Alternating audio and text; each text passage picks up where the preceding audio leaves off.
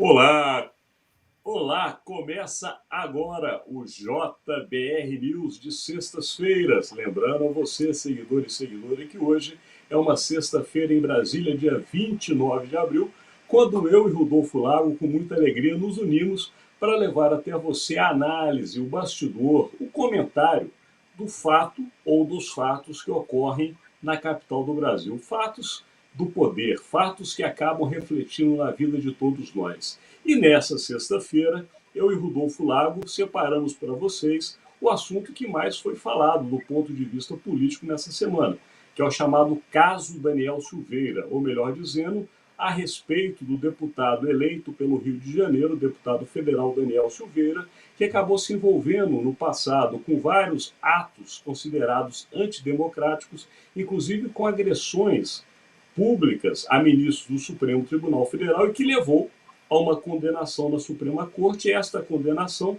impôs a Daniel Silveira basicamente três prejuízos. A primeira é ser preso, cumprir uma pena em reclusão. A segunda decisão é perder o seu mandato como deputado federal ou ser cassado. E a terceira é justamente perder os direitos políticos de concorrer a uma nova eleição. Só que isso acabou num impasse. E esse impasse é a razão da nossa vinda hoje deste conteúdo a analisar para você, porque o impasse gerou uma crise institucional a partir do momento que um dos locais aonde a decisão tinha que ser tomada, que é justamente o Congresso Nacional, houve por parte do presidente da Câmara, deputado Arthur Lira, a decisão de não colocar a decisão em votação, pelo menos a princípio. Já a presidência da República, outra instituição que é o Poder Executivo, fez quase que uma festa para justamente patrocinar os feitos do deputado Daniel Silveira, colocando o fato como uma liberdade de expressão. Já o Supremo já reclama hoje, dizendo que liberdade de expressão não pode ser confundida com liberdade de agressão. Então vamos lá, Rodolfo Lago. Dentro deste cenário mais do que complicado, com, obviamente, reflexos para as eleições deste ano, eu passo a bola para você, meu parceiro. Tenta levar para o nosso seguidor e seguidor um pouco do que a gente imagina que vai ser ou já está sendo o reflexo deste fato.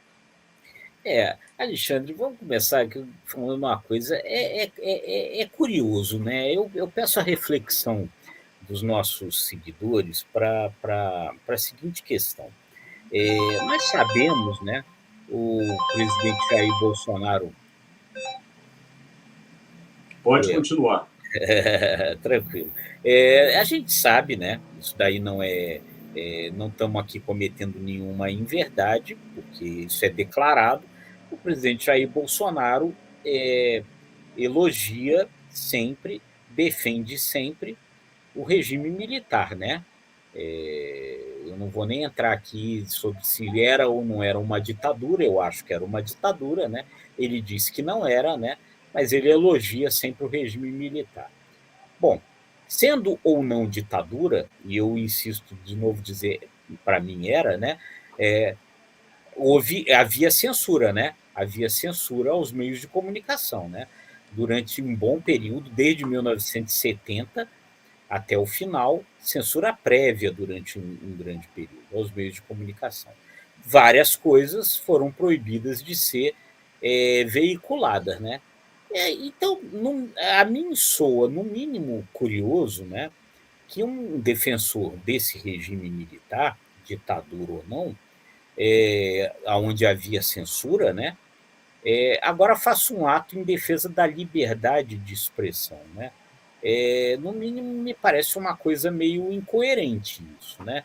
E aí eu fico com a dúvida, viu, Alexandre, se é o seguinte, a censura aos meios de comunicação impedia a publicação de verdades inconvenientes, né? Naquele momento, né?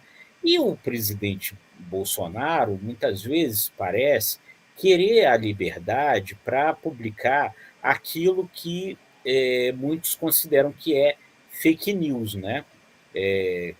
Então, falar sobre a Covid, né? Falar contra a vacina, falar contra o sistema eletrônico de votação, colocando ali algumas informações que são consideradas em verdades que são consideradas fake news. Então, na verdade, é o seguinte: você defende a censura para combater a publicação de verdades inconvenientes, e aí você quer a liberdade de expressão para publicar mentiras convenientes. Essa é a reflexão que eu deixo aqui. Fico me questionando como é possível essa defesa agora da liberdade de expressão. Liberdade de expressão para quê? É isso que É, eu deixo essa reflexão. essa reflexão puxa aquela outra pergunta, Rodolfo Lago. A quem interessa tudo isso, né? Porque a alguém interessa esse É, movimento político e essa crise institucional. Mas lembrando, inclusive, antes de eu comentar sobre este ponto específico, você sempre coloca de uma maneira muito correta e competente a necessidade da regulação dos três poderes. Você coloca muito bem como funciona o sistema democrático e por que existe a necessidade desse contrapeso, pesos e medidas que fazem com que um dos poderes não ultrapasse os seus limites. Isso é fundamental porque a gente tem que entender que nós somos todos seres humanos antes de sermos mandatários ou parlamentares ou jornalistas como somos. Nós temos uma responsabilidade diante de um conjunto que não pensa como nós. Quantos seguidores e seguidoras já entraram no nosso conteúdo e discordaram do que nós falamos? Isso é do jogo democrático. A grande dificuldade para algumas pessoas é entender que esta parte do jogo é necessária ser jogada. É claro que é mais fácil colocar, como você disse, na época da ditadura, um princípio de censura. E aí você consegue divulgar o que te interessa e proíbe o que não te agrada.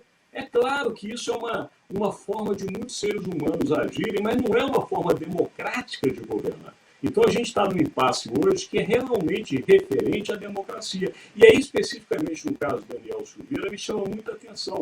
Porque se de fato o Congresso ele também tem o seu peso e contrapeso para justamente impedir os excessos de um outro poder, e de fato a gente até falou sobre isso aqui, pode ter havido um excesso do peso por parte da Suprema Corte, talvez o caso Daniel Silveira não coubesse a pena que ele recebeu, poderia ser uma pena mais branda, teria se dado um recado, teria se mostrado a importância de um parlamentar não agir como ele agiu, mas não com um peso tão forte, uma condenação à cadeia, como a gente também já lembrou em outros momentos, que chega a ser superior a um condenado de homicídio. Portanto, a pena pode ter sido exagerada e o Congresso tem, nesses contrapesos, de colocar, opa, a questão não é muito bem assim. O que a gente tem visto, Rodolfo, e isso que me chama a atenção, e agora voltando já a bola para você, é a consequência prática para a nossa vida. Porque, querendo ou não, quando você vê as instituições sendo completamente afrontadas e parecendo que uma quer acabar com a outra, a gente se pergunta, e nós, o cidadão brasileiro, aonde estamos nesse projeto de poder? Porque o que interessa hoje, Rodolfo Lago, no ano eleitoral, é a melhoria da vida de todos nós. Nós estamos enfrentando uma inflação que está altíssima, nós temos um problema de saúde pública, que a pandemia ainda não acabou, nós temos uma questão ambiental que é importantíssima para o nosso país, nós temos um mundo em guerra, a questão das nossas fronteiras e a segurança nacional são fundamentais, mas acima de tudo isso, ao respeito à Constituição. Então, o que vai ser feito a partir desse momento? Uma discussão simples, que apesar de não ser simples, mas eu digo, no contexto eleitoral do povo brasileiro é simples, porque está tratando só da questão institucional, e o resto, que é a necessidade da população, que deveria ser o tema mais debatido neste momento. A gente virou um analista de guerra e não um analista do momento político e econômico do Brasil. Volta a você. Não, sem dúvida, muito, muito triste. Você colocou muito bem, né? Eu me lembro aqui, né?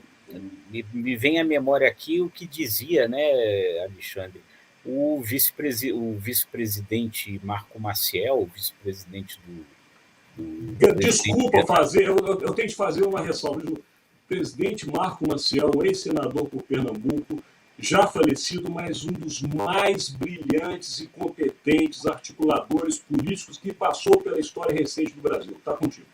Sem dúvida, sem dúvida. Então, o vice-presidente Marco Maciel, né, que foi vice-presidente do presidente Fernando Henrique Cardoso, foi senador durante muito tempo, ele falava muito sobre a necessidade do que ele chamava de equipotência dos poderes. Quer dizer, os poderes precisam estar equilibrados e precisam ter o mesmo poder. Só funciona bem uma república assim, né? E era uma grande preocupação que o Marco Maciel tinha com relação a isso. O que acontece nessa disputa maluca que a gente está vendo hoje? É isso se desequilibrar. Quer dizer, durante um bom tempo, nas tentativas que o presidente Jair Bolsonaro parecia querer fazer de ter mais poder, de extrapolar os seus poderes, nesse sistema de freios e contrapesos aí dos poderes, o Supremo atuou para frear, atuou para evitar que determinados excessos acontecessem, atuou muito bem nesses pontos. Aí eu acho que o grande momento disso foi no 7 de setembro do ano passado, quando o presidente quis avançar em cima disso, né? E o Supremo colocou ali, olha, se você fizer isso, você vai estar cometendo crime de responsabilidade.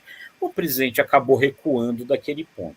Só que aí, talvez o que possa ter acontecido mais ultimamente, Alexandre, como a gente falou, é que nessa tarefa de fazer o freio contrapeso dos excessos do presidente Bolsonaro, alguns avaliam que talvez o Supremo tenha exagerado agora nessa pena concedida aí ao Daniel Silveira de 8 anos e 9 meses de prisão, mais perda do mandato, mais inelegibilidade, levando o Bolsonaro a sacar aí, de uma forma meio inusitada, uma coisa que de fato tem na Constituição, que é essa possibilidade de conceder perdão, de conceder indulto, de conceder graça.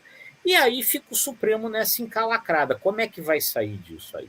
Se avança agora, né, isso vai provocar reação. Se não faz nada, se desmoraliza. Como é que vai sair dessa encalacrada? E aí a gente passa para o segundo capítulo dessa história. Se no passado isso daí talvez tenha levado o Supremo a exagerar na dose, agora o Bolsonaro fica ali, o executivo fica ali, achando que pode avançar disso, faz esse ato perigosíssimo, né, pela liberdade de expressão, que na verdade foi um ato de desagravo ao Daniel Silveira, e aí o Congresso Legislativo também nesse ponto também avança, e ali aí coloca o Daniel Silveira de titular de várias comissões temáticas da casa. Quer dizer, é todo um processo muito ruim, porque, como já dizia o Marco Maciel, esses poderes precisam ser equipotentes, precisam atuar em conjunto, e hoje eles estão, na verdade, um disputando contra o outro, um querendo ser mais forte do que o outro. É o pior dos cenários, o cenário mais perigoso que se pode ter. E aí você me chama a atenção, a gente vai seguindo já para o nosso encerramento, Rodolfo, mas é importante que você analise o que eu vou colocar que me veio agora justamente no seu comentário. Que é o seguinte, aquela pergunta que eu fiz anteriormente, a quem interessa tudo isso? E é claro, no meu caso, que interessa diretamente ao presidente Jair Bolsonaro, e eu explico por quê, seguidores e seguidoras. O presidente da República, ele foi construído eleitoralmente, e por isso venceu em 2018, com o discurso da nova política. A nova política do presidente Jair Bolsonaro, naquele determinado momento, era de ruptura com o que economicamente era feito no Brasil, mas também com o que politicamente era feito no Brasil. Portanto, ele não vendeu uma farsa, ele vendeu uma mudança. Só que esta mudança, naquele momento, de fato, ela parecia algo que não é o que está sendo mostrado hoje. E eu explico melhor. O presidente queria fazer uma nova política com novos atores. E hoje a gente vê um governo que está reunido dos antigos atores, do velho centrão, dos poderes constituídos da República que mandam no Brasil nos últimos 30 anos. Portanto, isso de novo não tem nada. O que tem de novo é a crise institucional. Por isso, volta a pergunta a quem interessa. Interessa ao presidente porque aquele discurso de 2018 é recuperado. A promessa de uma nova política pode ser agora desvirtuado, não com uma política feita com novos atores, mas com uma política feita contrário à instituição que hoje determina à democracia no Brasil, e aí sim é muito preocupante, porque nova política com ruptura das instituições, de fato, não é democracia, né, Rodolfo? Não é, não é. E aí fica aquele alerta, né? Enfim, aí de quem acha que há nisso tudo uma defesa de liberdade de expressão. Só há liberdade de expressão na democracia, Alexandre. Perfeito. Nas Chegamos ao ditaduras, final, Rodolfo Lago. nas Ah, desculpa, autocracias desculpa. não há liberdade de expressão. Perfeito, fechamento perfeito. Chegamos ao final, não dá mais para a gente seguir. Então, assim, rapidamente, o que você acha que vai acontecer na semana que vem de mais importante ou fato da política brasileira?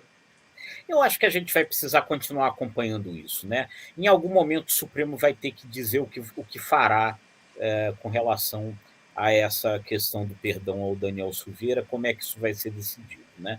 Então eu acho que a gente segue nessa balada aí, prestando muita atenção em como que a gente cuida dessa nossa delicada democracia brasileira. Eu vou na projeção exatamente como você. Não dá para não ter atenção a essa crise institucional que foi estabelecida no Brasil, que vai acontecer a partir da próxima semana, ou seja, o day after e tudo isso. Mas coloco também na projeção, Rodolfo Lago, o que amanhã sairá de novo conteúdo. Afinal de contas, no final de semana, sai o podcast semanal do Imagem e Credibilidade com o Jornal de Brasília, que nesta semana, neste conteúdo, trouxe, e a gente já gravou, por isso eu falo no passado, mas você ainda não assistiu, a editora do Congresso em Foco, que é a Júlia Schiaffarino. Eu sempre dou uma embolada no sobrenome dela. Uma pernambucana, jornalista competentíssima, que ajuda a gente justamente nesta análise. O caso Daniel Silveira, claro, está debatido no conteúdo, mas também a eleição deste ano e seus atores. Está imperdível. Lembrando a vocês que este conteúdo é feito em parceria com o Jornal de Brasília, está disponível no site do Jornal de Brasília e também no site do Imagem e Credibilidade. Todos esses conteúdos, além deles, alguns outros que tratam de temas diversos, também estão no nosso canal no YouTube, que é o ICTV. Da mesma maneira, estamos também nas redes sociais e no Spotify. O importante é que você continue acompanhando esses conteúdos. Lembrando a vocês, segunda-feira, Rodolfo Lago e Voo Solo. Até quinta-feira, analisa para vocês o fato mais importante da capital federal. E na sexta-feira, voltamos aqui nós dois, unidos, para tentar entender, explicar e analisar o que nem sempre é fácil de fazer, que é a política brasileira. Chegamos ao final, Rodolfo Lago. Faça as honras e encerre esse conteúdo. Não, a todos aí um belíssimo fim de semana. Muito obrigado a todos aí pela audiência.